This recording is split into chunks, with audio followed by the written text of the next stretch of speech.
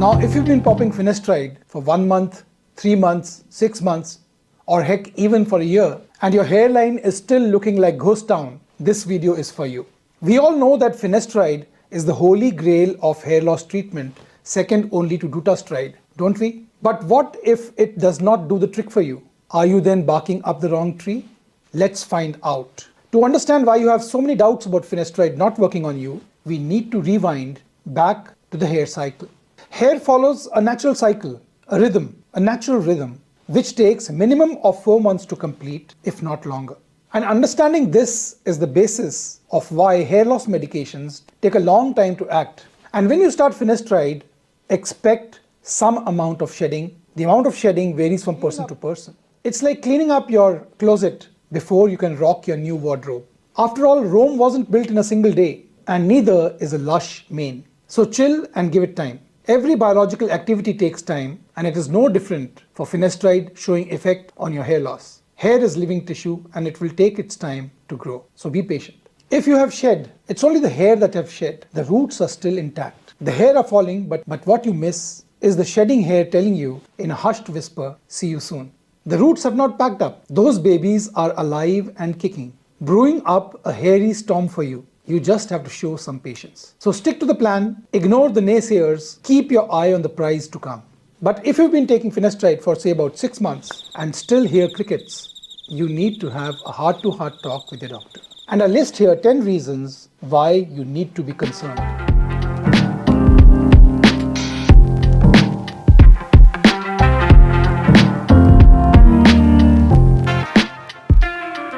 Number 1, you're taking Finastreide for the wrong form of hair loss. Finastreide, as we all know, is a 5-alpha reductase inhibitor. It prevents the action of DHT on your follicles, which is genetically predetermined. If you do not have the gene of baldness, your hair is thinning, or your hair is being lost in patches, you have a form of hair loss which will not be set right by Finastreide. Finastreide is not going to act for alopecia areata. Finastreide is not going to act for telogen effluvium. Finastreide is not going to act for hair loss because of hormonal issues and a myriad other alopecias. So to know if you are on the right course, see if your hair loss matches these patterns.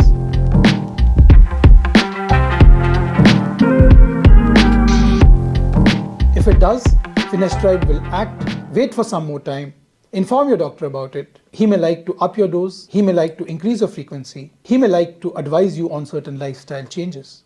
Second, your hair loss may be too extensive. Finastreide has limits. If your baldness has reached its stage of finality, if you're grade 5, grade 6, grade 7 slick bald, Finastreide is not going to act on your hair loss. Your hair loss is beyond liable repair. Finastreide only acts when the hair are thinning, in early stages of male pattern baldness. When the roots have already been consumed by DHT, or the hair shaft diameter is as thin as whisper, Finastreide is not going to act by any stretch of imagination. Thirdly, you've not been using Finastreide long enough. Rome wasn't built in a single day, and so is not a head full of hair. Give at least 9 months before you pass a judgment on Finastreide. The minimum amount of time taken for Finastreide to act is 4 months, so be patient. The fourth reason is you have not been taking Finastreide often enough. Either you have been erratic in taking Finastreide or the frequency is low. Remember, consistency is key.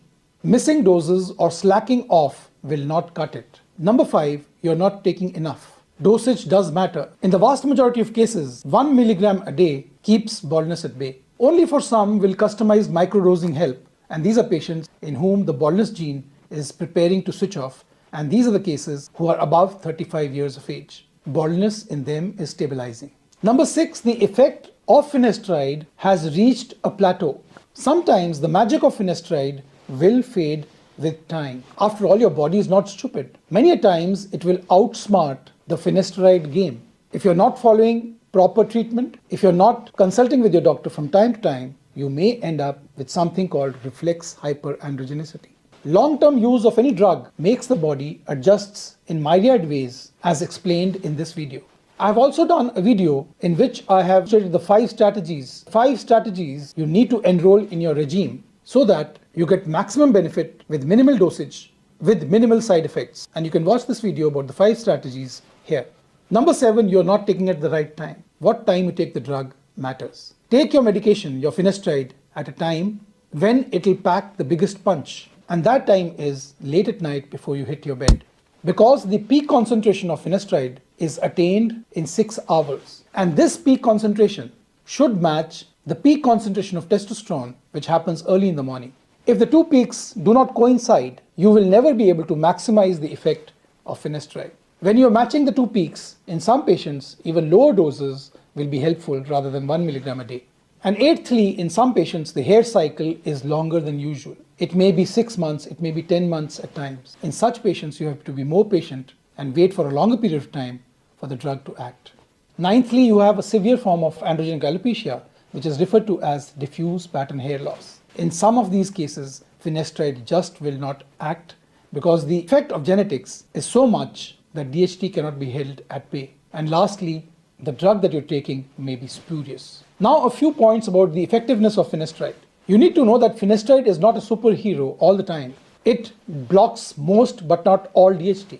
Finastreide blocks 73% of DHT. The remaining 27% is still active and will continue, though at a slower rate, on your hair follicles. Expect Finastreide to slow down your hair loss, not stop it completely. And do not expect a head full of hair resurrection. Any regrowth of hair is just a cherry on the top. It does not happen always. Getting regrowth is just a bonus. If you're having crown trouble, Finastreide has got your back. But do not expect a miracle up front along the hairline. While Finastreide stopped hair loss in 83% of cases with crown hair loss, only 61% had hair regrowth. On the other hand, the effect of Finastreide on the frontal region, the hairline, the temple points, and the forelock is quite disquieting. While 70% of cases had slowing down of hair loss, only 37%, a meager number, regrew their hair. So there you have it, folks. Finastreide is a game changer for many. But if it's leaving you high and dry, it's time to switch up your strategy. Contact your doctor, and I'm sure he will work out a strategy for you. So that was about Finastreide, why Finastreide does not seem to affect some people. If you have any questions about this video, any question about hair loss treatment for men and women, any question lingering in your mind about Finastreide and hair transplant, do let me know. Put a comment in the comment section below and I'll be there to guide you. Have a nice day and God bless you.